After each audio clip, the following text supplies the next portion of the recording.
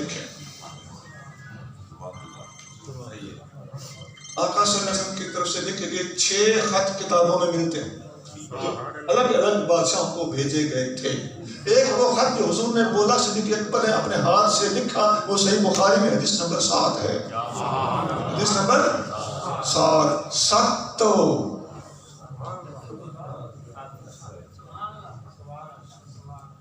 اچھا،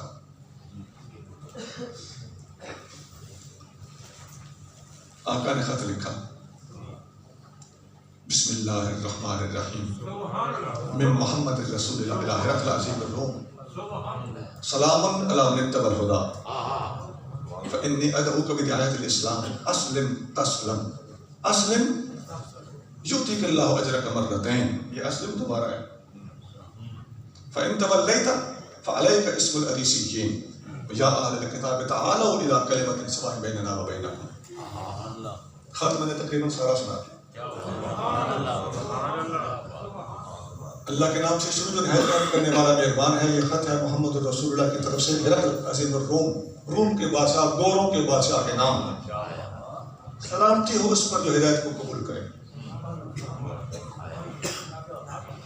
غیر مسلم کو سلام دینے کے آداب یہی ہیں. پھر فرمایا میں تمہیں اسلام کی طرف دعوت دیتا ہوں، مسلمان ہو جا تمہیں سلامتی مل جائے گی. مسلمان ہو جا تمہیں 2 ثواب ملیں گے، تیرا بھی تیری عوام کا بھی. اگر تم نے انکار کیا تو تیرا گناہ بھی تیری گردن پہ ہوگا، تیری پبلک کا گناہ بھی تیرے کانٹے پہ ہوگا. اور اے اہل کتاب آ جاؤ اس بات پر جو ہمارے تمہارے درمیان ساجی ہے، وہ یہ ہے کہ اللہ کے سوا کسی کی عبادت نہ کریں. اب اس خط کی کافی ساری تشریح ہے، میں ادھر نہیں جاتا، میں آگے لے کے چلتا ہوں. یہ خط جب بادشاہ کو پہنچا تو روم کے بادشاہ، گوروں کے بادشاہ کا نام تھا ہرقل. عام طور پہ لوگ ہرقل کہتے ہیں، کوئی حرج نہیں. ہرقل کے پاس جب خط پہنچا تو اس نے اپنے وزیروں سے کہا کہ اس علاقے میں عرب کے اگر کچھ لوگ تجارت کرنے کے لیے آئے ہوئے ہوں تو میرے پاس جو خط آیا ہے میں اس کی تحقیق اور تفتیش کرنا چاہتا ہوں، میرے وہ تاجر مجھ سے ملاؤ. وزیروں نے تاجر ڈھونڈ کے اس کے سامنے کھڑے کر دیا. بادشاہ نے ان سے پوچھا ایکم اقرب الیہ نسبا، تم میں کون ہے جو اس پاک نبی کا خاندانی لحاظ سے قریبی رشتہ دار ہے؟ حضرت ابو سفیان رضی اللہ تعالیٰ عنہ اس وقت مسلمان نہیں ہوئے تھے. انہوں نے فرمایا میں ہوں. بادشاہ نے کہا میرے سامنے کھڑے ہو جاؤ. سامنے کھڑے ہو گئے. باقی تاجروں سے کہا اس کے پیچھے کھڑے ہو. سب ان کے پیچھے کھڑے ہو گئے. بادشاہ نے کہا میں اس سے کچھ سوال کروں گا، یہ ٹھیک بتائیں تو ٹھیک، اگر غلطی کرے تو پچھلے اس کو ٹوک دیں. ابو سفیان بعد میں بتاتے تھے کہ میں پھنس گیا، اب میں نے جو کہنا تھا سچ کہنا تھا. ان کچھ لوگوں کا ڈر تھا، پتا ہوتا بادشاہ نے اس طرح کرنا تو میں پہلے کوئی صلاح مشورہ کو گٹ مٹ کر لیتا. اب پھنس گئے، جو کہنا ہے سچ کہنا ہے. اب آپ سب دیکھیں بادشاہ ایسے سامنے بیٹھا. بادشاہ کے سامنے کون کھڑا ہے؟ ابو سفیان. شاید بادشاہ بیٹھا تھا یا کھڑا تھا، اس سے ہمیں اتنا سا وقار ہے. سامنے جناب ابو سفیان. ابو سفیان کے پیچھے کون ہے؟ باقی تاجر. اب بادشاہ سوال جواب کر رہا ہے کس سے؟ ابو سفیان سے. بادشاہ نے کہا میرا پہلا سوال ہے کہ کیف نسبہ فیکم، جنہوں نے نبوت کا اعلان کیا ہے ان کا خاندان کیسا ہے؟ قلت هو فینا ذو نسب. جواب یہ تھا کہ ان کا خاندان بہت اونچا خاندان ہے. سوال نمبر 2، اس شہر میں ان سے پہلے کسی اور نے بھی نبوت کا دعویٰ کیا تھا؟ قلت لا. جواب ملا کہ نہیں، کسی نے دعویٰ نہیں کیا تھا. سوال نمبر 3، ان کے بزرگوں والد گرامی دادا جان پر دادا جان میں سے کوئی بادشاہ بھی گزرا ہے؟ جواب تھا کہ نہیں. سوال نمبر 4، ان کو ماننے والے زیادہ تر امیر ہیں یا غریب؟ جواب یہ تھا کہ بل ضعفاء غریب. سوال نمبر 5، ان کے ماننے والے بڑھ رہے ہیں یا گھٹ رہے ہیں؟ جواب یہ تھا کہ بڑھ رہے ہیں، بل یزیدون. سوال نمبر 6، کیا یرتد احد سخطا لدینہ، ان کا کوئی بندہ اپنے دین سے ناراض ہو کر مرتد بھی ہوتا ہے؟ قلت لا، جو جاتا ہے پکا ہی ہو جاتا ہے. سوال نمبر 7، ان کی تمہارے ساتھ کبھی جنگ بھی ہوئی؟ کہنے کہ جنگ ہوئی. الحرب بیننا و بینہم سجال، کبھی وہ جیت جاتے ہیں کبھی ہم جیت جاتے ہیں. اپنے خیال کے مطابق ان کا اشارہ تھا جنگ بدر اور جنگ احد کی طرف، کیونکہ یہ اس وقت ہو چکی تھی، حضور مدینہ میں ہجرت کر چکے تھے. سوال نمبر 8، تمہارا ان کے ساتھ کبھی معاہدہ صلح نامہ بھی ہوا ہے تو کیا بنا؟ جواب یہ تھا کہ صلح نامہ ہوا ہے، جو بات کہتے ہیں ڈٹ کے دکھاتے ہیں۔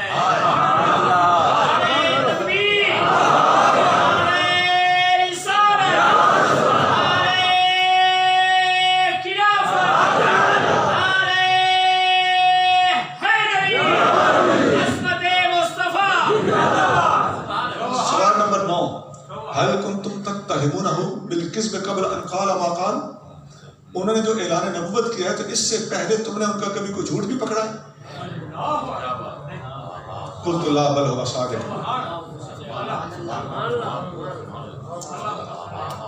جواب یہ تھا کہ وہ صادق ہے۔ آپ سنتے رہتے ہیں کہ آقا کو پہلے بھی صادق اور امین کہا جاتا تھا، تو یہ وہ حدیث ہے۔ بادشاہ نے کہا 10واں سوال، ماذا یأمرکم، وہ تمہیں حکم کیا دیتے ہیں، وہ کہتے کیا ہیں، چاہتے کیا ہیں؟ کل تو جواب یہ تھا کہ هو یأمرنا ان نعبد اللہ وحدہ لا نشرک بہ شیئا، وہ کہتے ہیں کہ اللہ کو مانو، اس کے ساتھ کسی کو شریک نہ بناؤ۔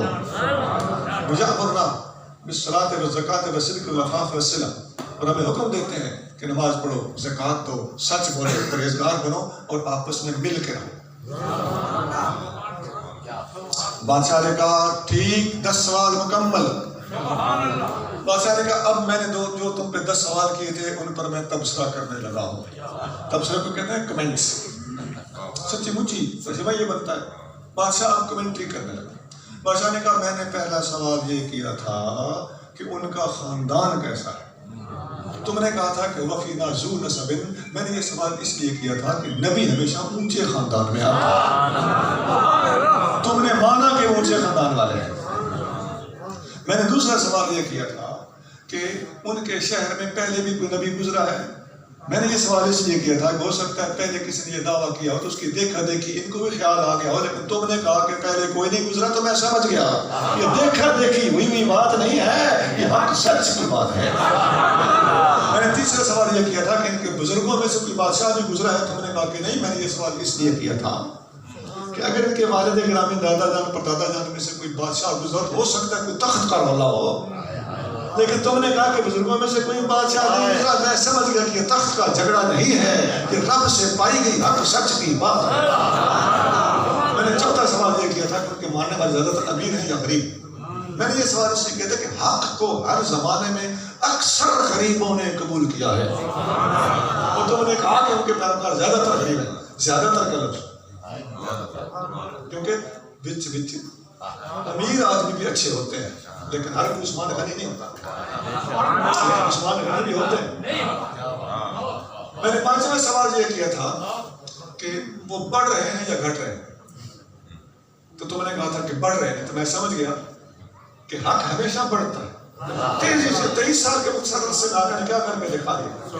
یہ بات نبیوں کی ہو رہی ہے، یہ بات کس کی ہو رہی ہے؟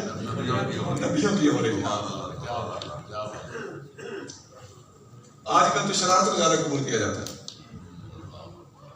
ایک الگ ایشو، یہ موضوع ہی الگ ہے، اس کی بھی ایک حد ہوگی، کوئی ایسی بات نہیں۔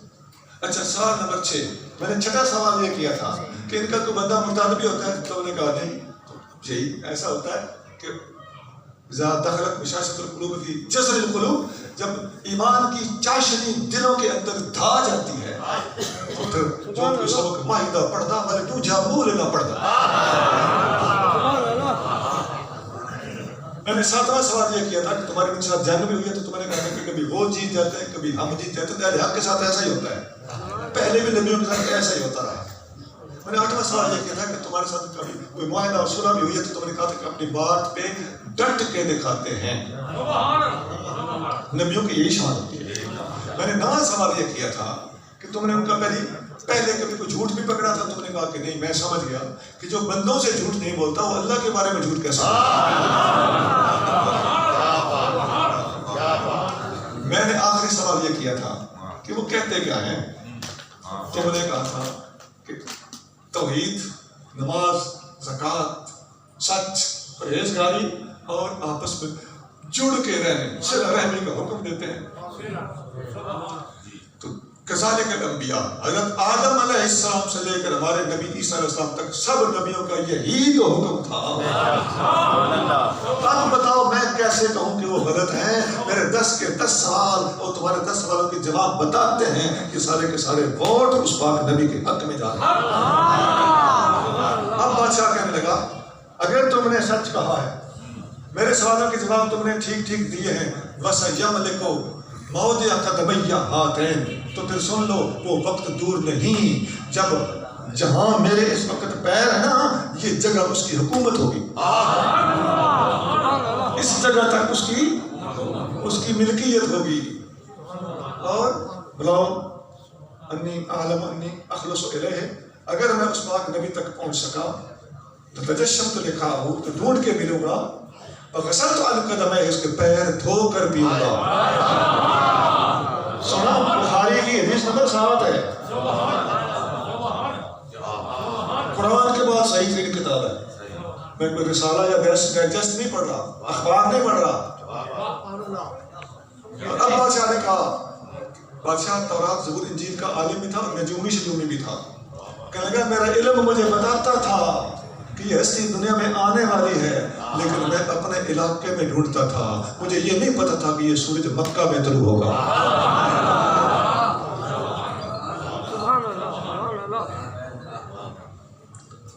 اچھا ویسے یہ جو حدیث ہے تقریباً مکمل ہو گئی۔ آگے بادشاہ نے وہ خط نکالا اور سب کو سنایا کہ اتنی عظیم ہستی کا یہ خط ہے، میرا مشورہ ہے کہ ہم سارے اس کا کلمہ پڑھ لیں۔ تو وزیر کبیر اور کچھ جرنیل بھی تھے، وہ سارے بھاگے۔ بادشاہ نے کہا نہیں واپس آ جاؤ، میں تو تمہارا امتحان لے رہا تھا۔ بادشاہ نے خود بھی کلمہ نہیں پڑھا اور اس کے وزیروں مشیروں نے بھی کلمہ نہیں پڑھا، اور بادشاہ اسی کفر کے حال میں فوت ہو گیا۔ لیکن یار بات تو سمجھ آ گئی نا کہ تیرے میرے آقا کو ماننے پر مجبور ہو گیا گوروں کا بادشاہ، اور گوروں کا بادشاہ سوال کر رہا ہے، اور آگے جس پر سوال کر رہا ہے وہ بھی اس وقت تک حضور کو نہیں مانتے تھے، وہ بھی اس وقت تک مخالف، بادشاہ بھی حضور کا مخالف اور ملک بھی حضور کے مخالفوں کا، اور حضور بظاہر پاس بھی کوئی نہیں۔ حضور سے اولے حضور کی اتنی شان بیان کی گئی کہ 1 2 3 نہیں 10 سوال چوٹی کے سوال بادشاہانہ تفتیش کے مطابق سوال کیے گئے۔ ہر سوال کے جواب میں نبی پاک صلی اللہ علیہ وسلم کی عظمت کے سامنے بادشاہ جھکتا چلا گیا، لیکن کلمہ نہ پڑا۔ کذالک کان آخر شانہ، یہ الفاظ حدیث کے آخری الفاظ ہیں کہ بادشاہ بالآخر کفر کی حالت میں ہی فوت ہوا۔ اس طرح سے